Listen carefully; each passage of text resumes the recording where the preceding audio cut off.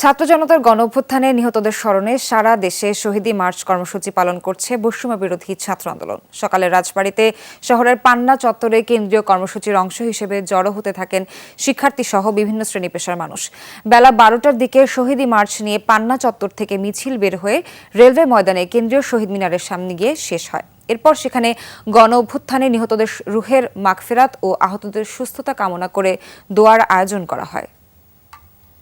এক মাস আগে আমরা যে বিজয় অর্জন করেছিলাম, যারা আমাদের এখানে শহীদ হয়েছে তাদের স্মরণে শহীদী মার্চ উপলক্ষে আমরা এখানে উপস্থিত হয়েছি। যেসব ভাইরা আমাদের শহীদ হয়েছে তাদের স্মরণে আমরা একটা লং মার্চের আয়োজন রেখেছি, শহীদী লং মার্চ। এটা আমাদের পান্না চত্বর থেকে বড়পুল পর্যন্ত আমাদের র্যালিটা হবে। বিজয়ের আজকে মাস পূর্তি, আমাদের 1 মাস হলো। আমরা খুবই আনন্দিত। আমার আশেপাশে যারা আছে, আমার স্টুডেন্টরা, ইভেন আমার বাবা মা খুবই আনন্দিত। মানিকগঞ্জে কেন্দ্রীয় কর্মসূচির অংশ হিসেবে সকালে সরকারি দেবেন্দ্র কলেজ প্রাঙ্গণ থেকে শহীদী মার্চ শুরু করে বৈষম্য বিরোধী ছাত্র আন্দোলনের শিক্ষার্থীরা। লং মার্চ নিয়ে শহরের বিভিন্ন গুরুত্বপূর্ণ সড়ক প্রদক্ষিণ করে তারা। এ সময় নতুন বাংলাদেশ গড়ার প্রত্যয় প্রকাশ করেন শিক্ষার্থীরা।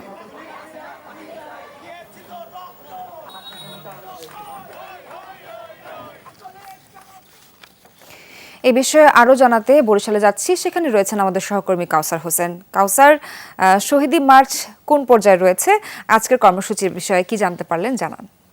Redmi 13 স্টাইল বানাই দুনিয়া কাঁপায়।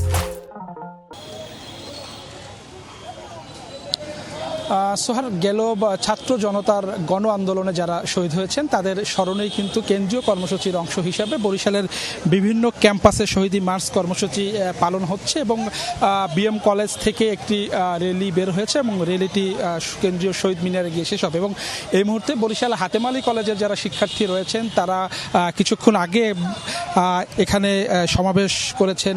সাধারণ যারা নিহত হয়েছেন তাদের স্মরণে তারা বক্তব্য রেখেছেন এবং এখান থেকে তারা একটি যে শহীদী মার্চ নিয়ে মানে একটি র্যালি নিয়ে কেন্দ্রীয় শহীদ মিনারে যাবেন। এবং শুধু হাতেম আলী কলেজ বা বরিশাল বিএম কলেজ নয়, বরিশালের যে শিক্ষা প্রতিষ্ঠানগুলো রয়েছে প্রতিটি শিক্ষা প্রতিষ্ঠানেরই যারা শিক্ষার্থী রয়েছে তারা যে ছাত্র জনতার আন্দোলনে যারা শহীদ হয়েছেন, যারা মৃত্যুবরণ করেছেন তাদের স্মরণে আজকের দিনটি পালন করছে এবং শহীদী মার্চ নামে এই দিনটি তারা যে কর্মসূচি দিয়েছে কেন্দ্রীয়ভাবে সেই কর্মসূচি পালন করছেন। এবং তারা বলছেন যারা শহীদ হয়েছেন তাদের যে জীবনের ত্যাগের কারণেই কিন্তু বাংলাদেশ স্বৈরাচার মুক্ত হয়েছেন এবং নতুন একটি বাংলাদেশের সূচনা হয়েছেন। যাতে নতুন বাংলাদেশের যে সূচনা সেটি যাতে ধরে রাখা যায় এবং প্রতিটি ক্ষেত্রে যাতে দুর্নীতি দমন করা যায় বা সুন্দর একটি বাংলাদেশ গড়ে তোলা যায় সেটি কিন্তু তারা প্রত্যয় ব্যক্ত করেছেন। এবং এখান থেকেই হাতেম আলী কলেজের শিক্ষার্থীরা বরিশাল শহীদ মিনারের উদ্দেশ্যে যাবেন এবং শুধু Hatem Ali college BM college থেকে শুরু করে বরিশালের যে শিক্ষা প্রতিষ্ঠানগুলো রয়েছে প্রতিটি শিক্ষা প্রতিষ্ঠান থেকেই শিক্ষার্থীরা র্যালি করে শহীদ মিনারে গিয়ে শেষ করবেন। সোহার, অনেক অনেক ধন্যবাদ আপনাকে।